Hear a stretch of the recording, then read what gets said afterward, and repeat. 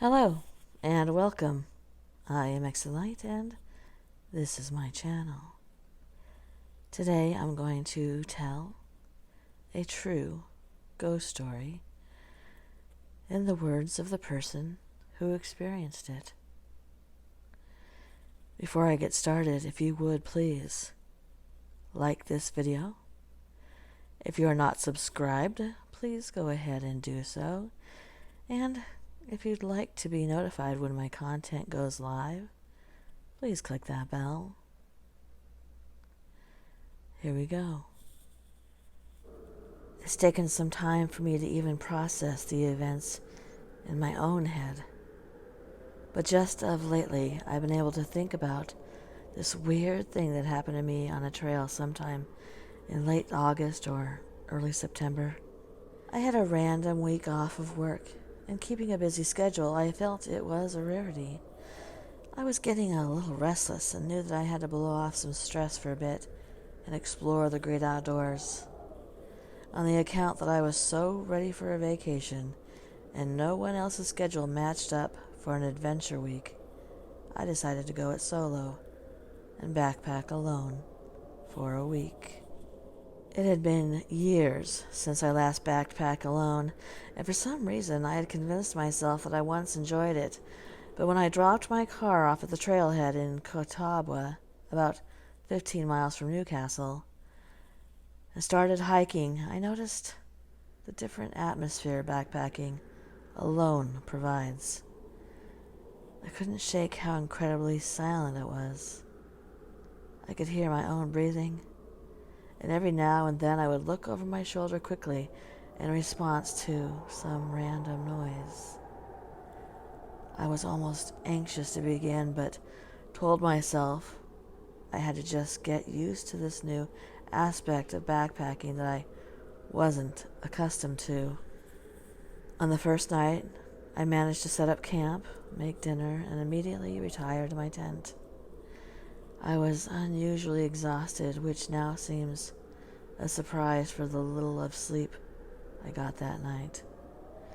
I tossed and turned, listening to the silent night until late morning when I finally rested my eyes. Well, after daybreak, I got out of my tent and dragged my feet to pack my belongings. It was much lighter than I had aimed for that night before. I made it about 5 miles during the day, but it took me the entire afternoon until dark. I was tired, and it seemed without having someone to push me along, my hike was considerably slower.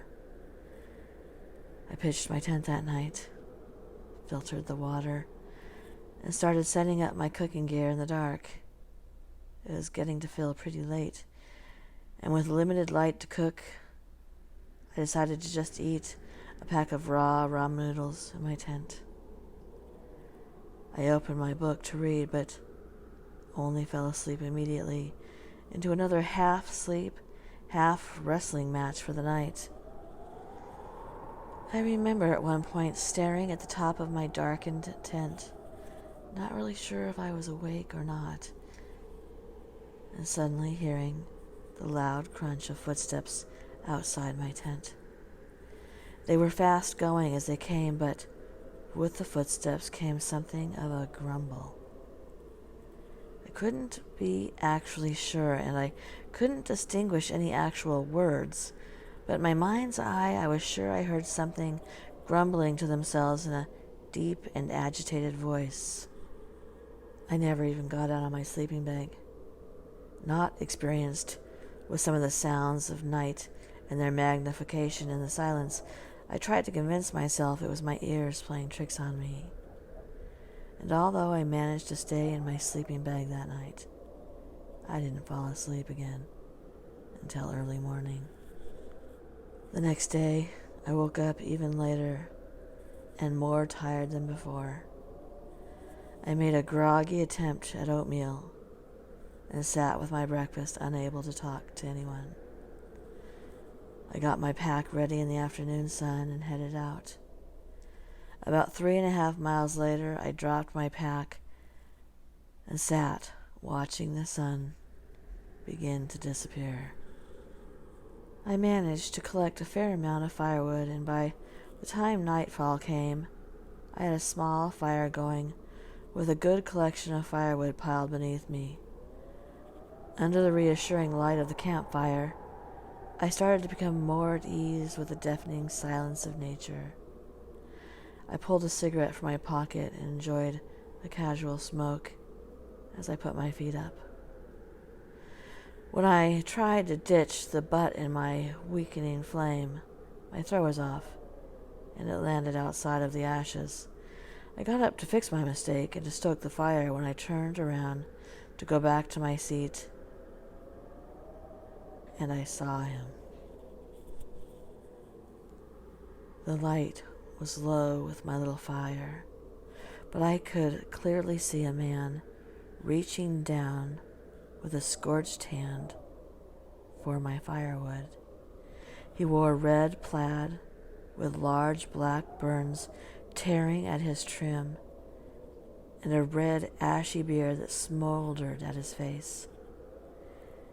He quickly looked up, and his vacant white eyes connected with mine.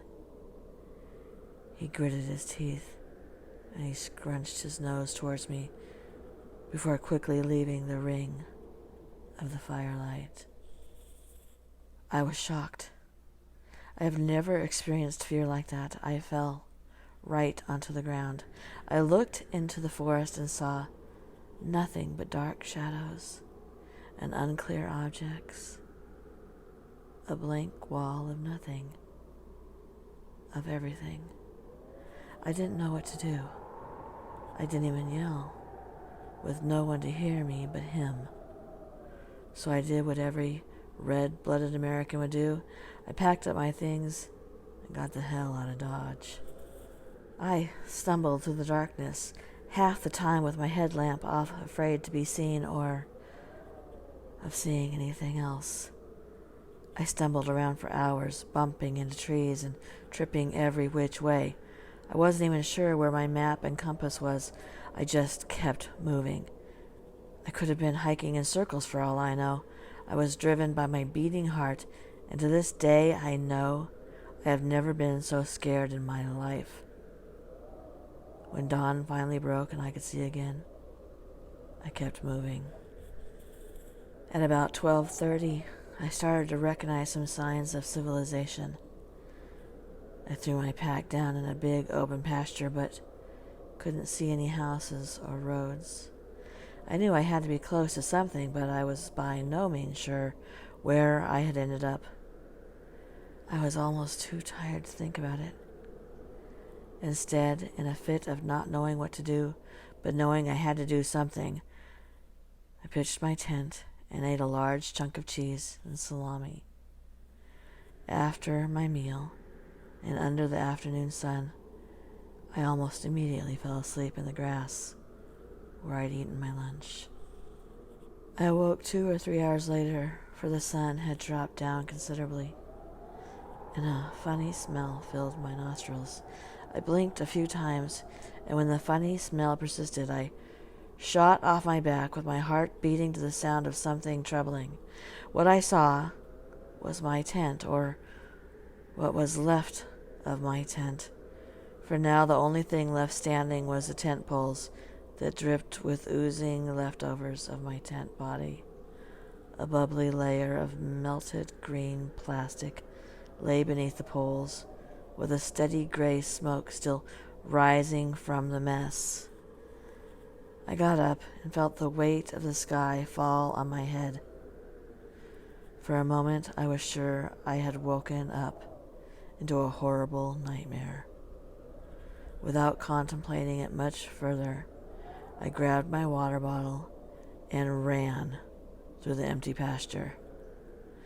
By the time I made it to the gravel road, I was out of breath and dripping with sweat. I hastily chugged from my water bottle and wiped my mouth. Down the road I could see a vehicle parked in the dust. I staggered forward with my hands on my side and soon realized it was a sheriff's sedan. And for the first time in a long time, I couldn't have been happier to see a law enforcement vehicle. When I got closer to the vehicle, I noticed that it was parked outside of the remains of a charred house. Nothing left standing but the mailbox out front. On the way into town, I didn't tell the officer about my experience, being afraid that he might think I escaped from the loony bin, and instead asked him about the burnt-down house he had been parked in front of. The sheriff explained to me that 4 days prior, the same day I started my trip, the house had burnt down. They had no known cause, but there was indication of arson. 2 daughters, a wife, and her husband were all in the house when the fire started, and none of them made it out. Real tragic stuff, the sheriff said as he retold the story, and I could only shake my head with my bottom jaw hanging low.